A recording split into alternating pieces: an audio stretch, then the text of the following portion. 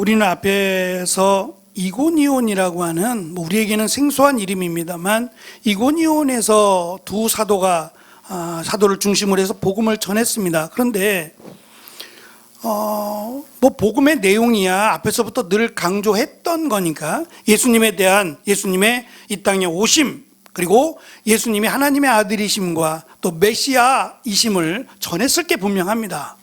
그런데 그것 말고 그 안에서 어떠한 일이 일어났는지는 구체적으로 설명하지 않아요. 그 말씀이 끝나고 오히려 이 두 사도를 돌로 쳐서 죽이려고 하는 이러한 모습으로 인해서 결국 이고니온에서 약 64km 떨어진 루스드라라는 곳까지 가게 되는데, 이 루스드라의 대표적인 특징이 뭐냐면 하나님에 대해서 한 번도 들어본 적이 없는, 어쩌면 원주민이라고 소개될 만한 그런 지역이에요. 그러니까 이 로마의 그리 많은 영향을 받지 않은, 다른 지역에 많은 영향을 받을 수 없었던 산골과 같은 그런 지역이란 말입니다. 근데 여기에도 우리가 읽은 말씀에 보면 제우스 신전이 있었다 그랬어요. 크기는 얼마나 큰지 모르겠지만 제우스라고 하는 이 로마 또는 그 헬라의 신들 만들어낸 건데, 이 신화라고 설명되어지는 신들의 숫자가 셀 수 없어요. 셀 수 없어요. 100가지가 넘습니다. 근데 그 신들 중에 서열이 있는데요, 그 신들의 서열 가운데 첫 번째 가장 으뜸되는 신이 제우스예요. 그리고 그 제우스의 아들들이 굉장히 많아요. 사생아가 굉장히 많으니까 부인도 많고 사생아가 많은데, 그 아들 가운데 하나가 오늘 말씀에 나오는 헤르메스예요. 말하는 사람 또는 전령이라고 전달하는, 제우스 아버지의 말을 전달하는 사람 또는 대변해 주는 사람이 헤르메스인데, 이 제우스의 신전이 있었던 이유가 아마도 제우스가 이 나라를 세웠다, 우리 루스드라를 제우스가 세웠다라고 하는 전설 때문이에요. 만들어낸 이야기예요. 우리도 신화 가운데 어떤 왕은 아래서 태어났다는 왕이 있죠. 믿으세요? 믿음이 없으신가요? 말도 안 되는 거 아니에요. 무슨 아래서 태어나요, 사람이. 엄마 뱃속에서 태어나지. 근데 신비롭게 하기 위해서 그래요. 신비롭게 하기 위해서 그 로마를 창조했던, 로마를 시작했던 로마의 시조가 되는 사람은 늑대의 젖을 먹고 자랐대요. 누가 봤어요? 만들어낸 이야기예요. 훨씬 더 야생적이고 막 이런 신비로운 이야기들, 하늘에서 막 내려왔다든지 막 물에서 막 솟았다든지 이런 이야기들을 만들어 줘야 뭔가 신비롭고 뭔가 대단해 보이잖아요. 그래서 제우스가 이 나라를 만들었다, 제우스가 우리의 신이다라고 생각을 했단 말이에요. 그만큼 원주민들이에요. 복음을 접해보지 않았어요. 그래서 바울이 오늘 설교하면서 앞에 루스드라에서는 긴 설교의 내용이 나와요. 구약에서부터 하나님이 사랑하셨고 어떻게 인도하셨고 하는 구약의 내용들이 참 길게 나왔는데, 오늘 루스드라에서는 아주 짧아요. 근데 이 짧은 내용도 구약의 아브라함, 다윗 이런 이름들이 하나도 안 나와요. 안 나오고, 야 하늘을 봐봐, 하늘에 온갖 아름다운 것들이 많은데 이것이 저절로 이루어지는지 알아? 하나님이 하늘의 별도 만드시고 하나님이 하늘의 태양도 만드시고 하나님이 이 우주를 하나님이 섭리하고 계신다라고 하는 일반 계시예요. 우리도 눈으로 볼 수 있는 이러한 내용들이 그냥 만들어진 게 아니야. 계절이 바뀌고 해가 꽃이 피고 지고 하는 이 모든 것들이 저절로가 아니라 하나님이 인도해 주시는 은혜라고 하는 것을 설명해 줘요. 만약에 지금과 같은 첨단 과학의 시대라면 가장 놀라워할 게 뭐냐면 지구가 둥글다는 거예요. 우리는 둥글다는 걸 느끼지 못해요. 그래서 우리가 지금 거꾸로 매달리고 있어도 느끼지 못하죠. 중력의 법칙에 의해서 우리는 늘 똑같단 말이에요. 똑같은 길을 걸어가는 것 같고 똑같이 서서 생활하는 것 같아요. 그런데 지구가 둥그니까 누군가는 밑에 있을 거 아니에요. 근데 밑에 있음에도 밑에 있으면 떨어져야 되는데 안 떨어지잖아요. 늘 똑같이 느껴지는 것, 이것 하나만 해도 이게 어떻게 자연적인 일이에요. 그리고 이러한 지구가 없어요. 지금껏 살펴본 바에 의하면. 모르겠어요. 얼마나 멀리까지 가서 살펴봤는지는 알 수 없지만 지금의 과학에 의하면 멀리 갔을 거예요. 또 다른 지구가 있어요? 사람이 사는 곳이 있냔 말이에요. 없어요. 거기에 돈 들이지 말라고요. 없단 말이에요. 그래서 하나님이 만드신 이 지구 그리고 인간이라고 하는 이 한 가지만으로도 사실은 우리가 감사할 수 있어야 되고 하나님의 위대하심을 찬양할 수 있어야 돼요. 하나님 혼자 말씀으로 이렇게 만드셨다면 못하실 일이 어디 있겠어요. 그런데 인간의 생각은 어리석고 짧아요. 그래서 이 로마 또는 당시의 헬라인들은 각각의 이 장소에 신들을 만들었어요. 예를 들면 이런 꽃을 아름답게 피우는 꽃의 신이 있고, 물에 가면 물을 뜨게 만드는 신이 있고, 하늘에 가면 날게 해주는 신이 있고, 산에 가면 또 신이 있고, 나무를 보면 신이 있고, 그러니 100가지가 넘죠. 그 중에 제우스라고 하는 신이 으뜸이에요. 그런데 오늘 말씀해 보면 한 날 때부터 한 번도 걸어본 적이 없는, 그래서 앉아 생활해야 되는 그런 불구의 몸을 가진 사람이 있었어요. 바울이 복음을 전한, 아까 말씀드린 복음을 전한 내용들에 대해서는 구체적으로 언급이 없지만 복음을 전하고 있었다라고 이야기합니다. 그럴 때 이 사람은 잘 들었다 그랬어요. 바울이 전한 이 말씀이 잘 들어야 되는 말씀, 이것도 신기해요. 만약에 이 말씀이 우리의 귀에, 물론 전하는 자에 따라서 조금씩 다를 수 있어요. 어떻게 전하느냐에 따라서 다를 수는 있겠지만 그 많은 사람들 중에 특별히 이 사람은 바울이 전하는 말씀을 잘 들었다 그랬고, 바울이 보니 그에게는 이미 믿음이 들어갔어요. 믿는단 말이에요. 이게 그냥 납득이 되는 말씀들이 아니에요. 복음이라고 하는 것이 하나님께서 하신 일, 그리고 예수 그리스도께서, 하나님이신 예수 그리스도, 하나님과 예수 그리스도는 동일하신데 하나님의 아들이 되기도 하고, 그 하나님이신 예수님이 인간으로 오셨어요. 인간으로, 아기로 태어나셨어요. 어떻게요? 동정녀 마리아에 의해서. 여자 혼자 낳았단 말이에요. 이게 하나가 다 이해가 되세요? 인간이 살아가면서 배운 지식이나 내 경험으로는 하나도 이해가 안 돼요. 하나도 설득력이 없다고요. 그러니까 이것은 믿지 않으면 안 되는 거라고요. 믿어야만 아멘이라고 고백할 수 있는 내용이지, 고개를 끄덕여 가면서 그렇지 맞아 할 수 있는 내용들이 아니란 말이에요. 근데 이 사람은 그것을 믿었단 말이에요. 그 예수님이, 하나님이신 예수님이 십자가에 달려 죽으셨다. 근데 3일 만에 부활하셨고 40일 동안 제자들과 함께 있으면서 말씀을 가르쳤고 하나님 보좌 우편에 앉아 계신다. 그리고 마지막 때 심판하러 다시 오신다 라는 말씀을 지금 믿은 겁니다. 저는 적어도 교회 안에, 또 예수님을, 하나님을 믿는다, 교회를 다닌다는 사람들은 이거는 있어야 돼요.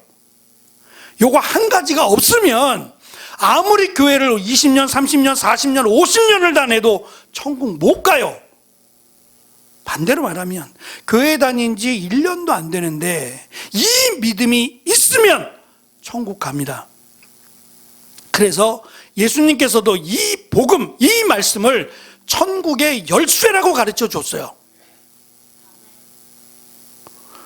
우리도 그렇지만 당시에도 이 문이 그냥 열고 들어갈 수 있는 게 아니고요, 아주 지혜롭게 만들어져 있더라고요. 자물쇠가 아니라 문을 열면 닫히게 돼 있고, 뭔가 이렇게 자물쇠 같이 넣으면, 이거 넣어서 돌리면 이것이 지금처럼 뭐 기계화된 건 아닙니다만 못 열어요. 열쇠가 있어야만 돼요. 특히 이제 부자들은 더 단속을 잘해야 되지 않을까요? 돈이 많다는 것은 생명의 위협을 느낄만 해요. 그래서 개도 많이 키우고요, 또 일꾼들도, 장정들도 많이 집안에 둔 이유가 보아 때문에 그래요. 그러면 문을 소홀히 했겠냔 말이에요. 그 큰 육중한 문을 만들어 놓고 아무도 문을 뛰어넘지 못하도록 성가에 들어오지 못하도록 하지 않겠어요? 그러니 이 열쇠에 대한 소중함이 크단 말이에요. 근데 하나님의 나라가 그냥 오픈되어 있지 않다는 거예요.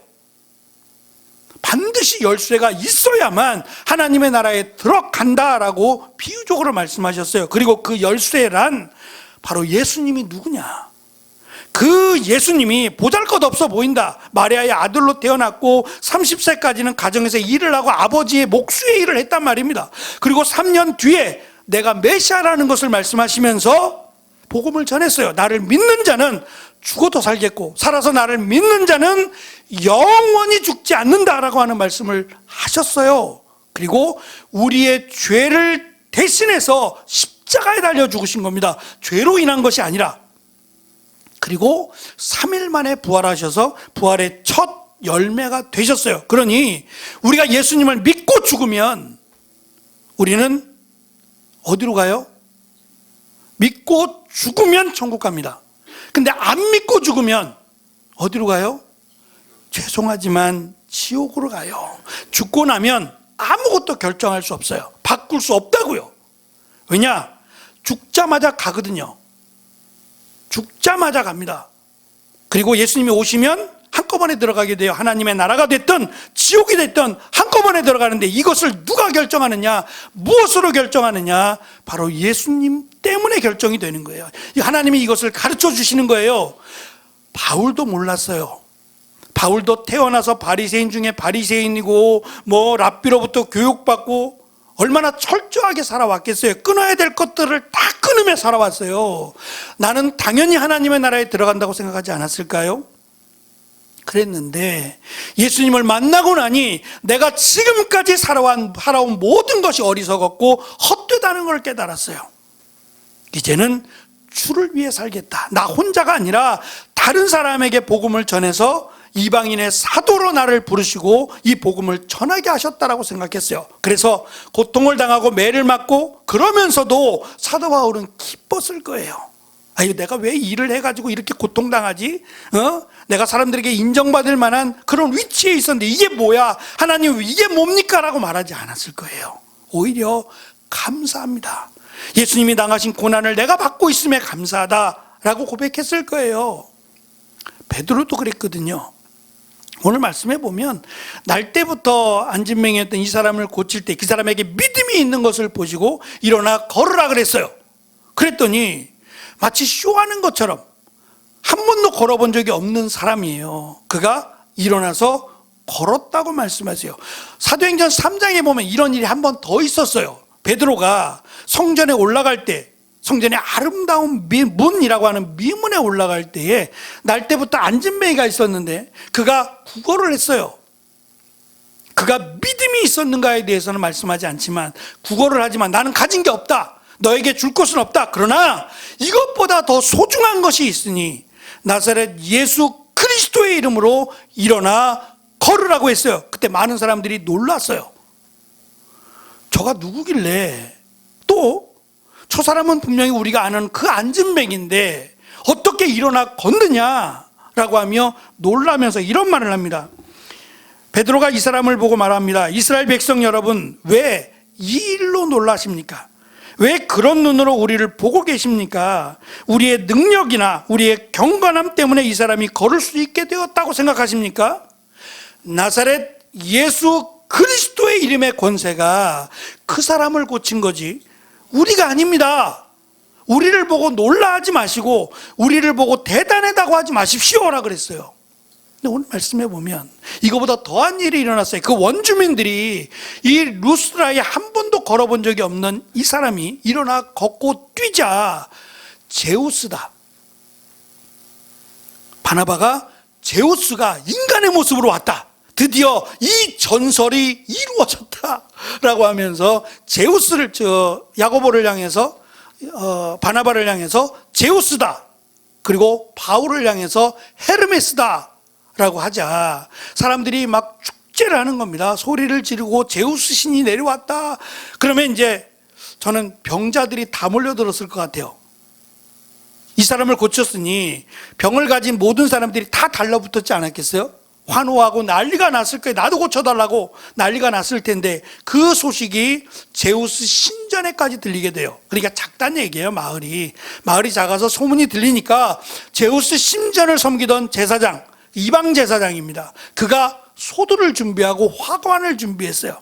그리고 그들 앞에서 제사를 드리려고 했던 거예요. 그 앞에서 이 짐승을 잡아서 제사를, 그 두 사람 앞에서 제사를 드려서 그 두 사람이 신이다, 제우스와 헤르메스다라는 것을 찬양하려고 했던 겁니다.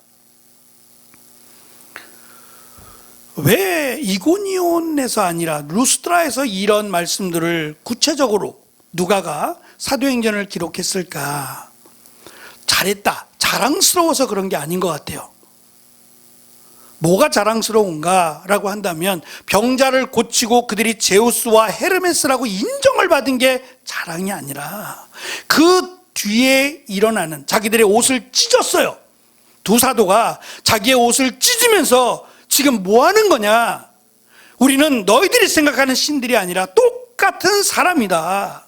결국 그 말은 이 사람을 고친 것은 우리가 아니다, 우리가 믿는 예수 그리스도께서, 그 이름의 권세가 이 사람을 고친 것이다. 그러니 너희들도 믿어라.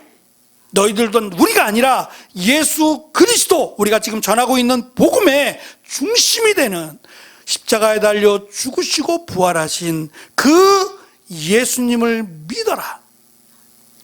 이것을 믿는 것이 병을 고치는 것보다 훨씬 낫다.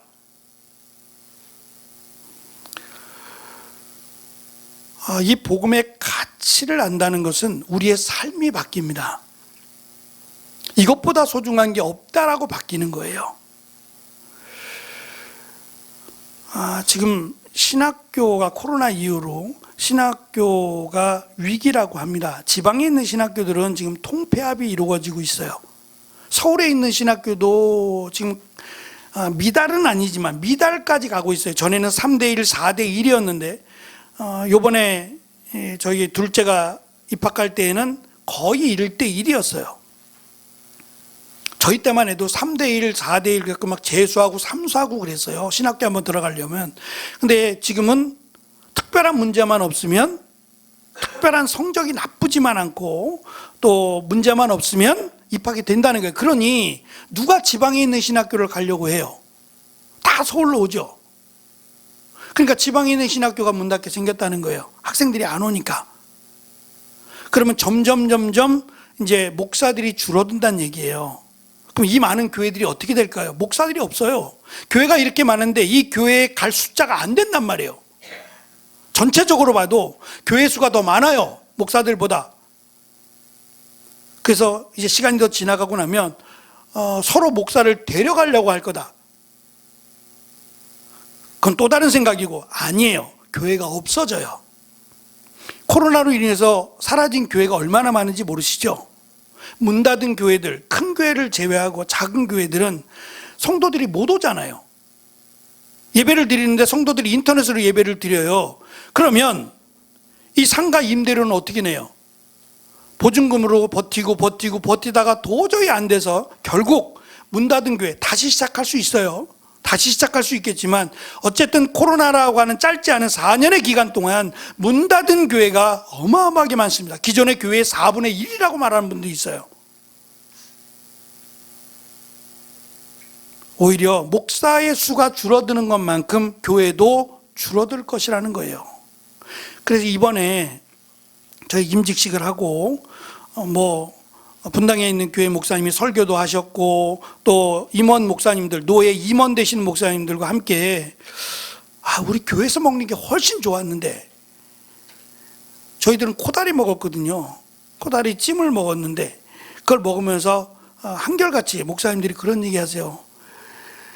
교회를 옮기는 것도 기적이지만 교회가 사라지지 않고, 작은 교회가 사라지지 않고 부흥됐다는 건 기적 중에 기적이래요. 빨리 아멘 하세요.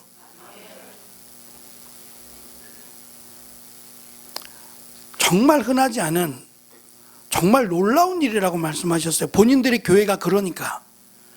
노예 임원인데 본인들의 교회는 숫자가 줄었대요. 30%, 40% 줄었다는 거예요. 그리고 회복이 안 된대요. 근데 우리 교회는 코로나를 통해서도 그렇고 점점 조금씩 성장해서 이렇게 왔고 이전까지 한다고 하니 이것 자체가 노예의 귀감이 될 수도 있고 놀랍다는 거예요. 그때 제가 목사님 제가 잘해서 그래요. 제가 잘해서 그래요. 그랬겠어요? 성도들이 잘해서 그래요. 하나님의 은혜로 그래요 라고 했어요. 뭘 하나님의 은혜가 없다는 얘기는 아닌데 우리 교회를 향한 하나님의 특별한 은혜죠. 사실은 저는 여러 가지 이제 불편한 점들이 많아지기 시작했어요. 화장실도 불편하고 앞에 찬양팀들 앞에 서면 의자를 매 주일마다 밀어야 돼요. 뒤로 밀어서 공간 확보도 해야 되고 또 여러 가지 이제 뭐 걸어 올라오시는 거나 어르신들도 불편하고 그래서 하나님 이거 어떻게 좀 해결해 주시면 좋겠는데 그래서 하나씩 해결하려고 화장실도 아래층 1층하고 같이 쓰자. 우리가 청소해 줄 테니까 수도세 내줄 테니까 1층 허락을 해줘라. 예배 때만 딱 오픈해 주면 좋겠다라고 했는데 안 된대요. 그럼 이제 3층에 올라가 볼까? 뭐 이런 고민도 하고 그러니까 제가 믿음이 없는 거죠. 하나님은 더 큰 거를 주려고 그랬는데 화장실 고민할 때 하나님은 교회를 주시려고 그러는데 얘가 믿음이 없어가지고 화장실 고민하고 있고 야 내가 더 큰 거 준비해놨어. 하나님은 그러시는데 저는 눈앞에 있는 것만 보고 이거 어떻게 하지 그랬던 거예요. 과연 하나님이 교회만 그렇게 하실까요? 우리의 삶의 영역에는 하나님이 안 그러실까요? 자식이 배고프다고 말하면 돌덩어리 주는 사람이 어디 있겠어요? 부모가. 우리 유금옥 집사님이 오랜만에 딸이 왔는데 엄마 배고파요 그러면 얘따 먹으라 그러고 찬밥 내주겠어요? 데려가서 가장 맛있는 거 사주려고 안 하겠어요? 얘가 제일 좋아하는 거 뭐 먹고 싶어? 물어보고 가장 좋은 거 좀 부담이 되더라도 사주지 않겠어요? 그게 부모의 마음이라면 하물며 우리를 위해 십자가에 달려 죽으신 그 하나님의 아들을 내어주신 하나님이 우리의 기도를 들으시고 얘라 너는 이거나 먹어라 그러고 얘따 찬밥 던져 주시겠냐고요? 아닐 거라고요. 분명히 하나님은 더 좋은 것을 준비하고 계실 거라고요. 그런데 우리는 믿음이 없어서 눈앞에 있는 것만 자꾸 생각하고 걱정하고 있는 것은 아닌가? 오늘 말씀의 중요한 것은 이 두 사도의 모습이에요. 사실은 이렇게 하면 쉬워요. 나만 따르라. 내가 이렇게 병자를 고칠 능력이 있다. 내 말을 믿어라. 그러면 또 빠르지 않을까요? 복음을 전하기 쉽고 빠르잖아요. 이렇게 고통 안 당해도 되고 누가 함부로 대하겠어요? 이런 놀라운 능력을 행하는 두 사도를 함부로 취급하거나 하겠냐 말이에요. 오히려 더 높여주고 더 섬기려고 하고 더 하지 않겠어요? 그럼 이것을 가지고 하나님의 복음을 전하는데 오히려 선하게 쓸 수도 있는 거예요. 근데 왜 이렇게 안 했을까요? 그것은 하나님이 우리에게 맡기신 일이 이게 아니에요. 능력이 아니라고요. 능력을 주시겠다는 건데 능력이 목적이 아니에요. 능력을 주시지 않아도 심지어 병자를 고치지 않았어도 괜찮아요. 자신들에게 중요한 것은 복음이에요. 복음을 전하게 하기 위해서 자신들을 세웠지 기적을 행하게 하기 위해서 자신들을 세우지 않았어요. 교회의 사명은 여기에 있어요. 교회의 사명은 복음에 있다고요. 이 복음의 가치, 복음의 능력에 교회를 세우신 거거든요. 그러니까 교회가 끝까지 감당해야 될 일은 방주로서의 역할입니다. 복음을 전하고 이 복음을 통해서 누구든지 예수 그리스도를 믿음으로 하나님의 나라에 가게 하는 일을 우리에게 맡기셨어요. 조금 불편해도 우리 얼마든지 하나님의 일을 할 수 있어요. 불편하죠. 그래도 해야 되는 일은 복음이었어요. 두 사도가 옷을 찢습니다. 찢고 우리는 아무것도 아니다. 우리는 그저 당신들과 똑같은 사람일 뿐이다. 이 일을 행하신 것은 하나님이고 우리가 전한 예수 그리스도 살아계신 그 예수 그리스도의 능력으로 이러한 놀라운 일이 일어났던 것이다 라고 고백을 한 겁니다. 이단의 교주나 싹군들의 특징은 제가 한번 고민하면서 세 가지를 한번 생각해 봤어요. 첫째, 하나님의 은혜를 자신의 공로로 돌린다. 내가 한 거라고 돌린다. 두 번째, 예수 그리스도의 제자가 아니라 자신의 제자로 만들고 싶어 한다. 나를 따르라, 내 말을 들어라 라고 말한다. 세 번째, 자신을 신성화시킨다. 마치 자신이 하나님인 것처럼, 마치 자신이 하나님이 보낸 어떤 특별한 사람인 것처럼 꾸며대면 그는 이단입니다. 그리고 싹군이에요. 오히려 하나님의 일 맡은 자로 더 섬기고 더 겸손하고 더 본이 되기 위해서 힘써야 돼요. 그러한 의미에서 저를 위해서도 기도해 주세요. 제가 정말 본질을 잃어버리지 않도록, 제가 늘 말씀드린 초심을 잃어버리지 않도록 기도해 주시고, 특별히 우리 장로님들 또 권사님, 집사님들 모두가 같은 마음으로, 고린도전서 13장에 보면 그 중에 제일은 사랑이라고 말씀하신 것은, 사랑이 깨지면 아무리 믿음이 있어도 위험한 교회가 되고 말아요. 이 믿음 때문에 서로의 상처를 줍니다. 믿음이 좋은 건데 이 믿음이 나를 드러내게 만들어버리면 교회가 어려워져요. 그래서 그 중에 제일은 사랑으로 시작돼야 된다는 거예요. 그리스도의 사랑으로 하나 되는 것을 위해서 늘 기도해 주시고, 사탄은 이것을 깨려고 할 거예요. 어떻게 하든지 사람들의 마음속에 이간질을 시키고 시기하는 마음을 넣으려고 할 거예요. 그래서 불편해도, 내가 못마땅해도 위에서 기도해 주는 넉넉한 마음이 믿음이에요. 사랑해주고 안아주고 하는 그 마음이 믿음이 좋은 사람의 모습이다 라고 생각해 주시고, 내가 그 믿음이 좋은 사람이 되려고 힘쓴다면 하나님이 보시기에 칭찬받는 교회, 하나님이 기뻐하시는 교회가 될 줄 믿습니다. 그러한 우리 모두가 교회가 되기를 축원합니다. 기도하겠습니다.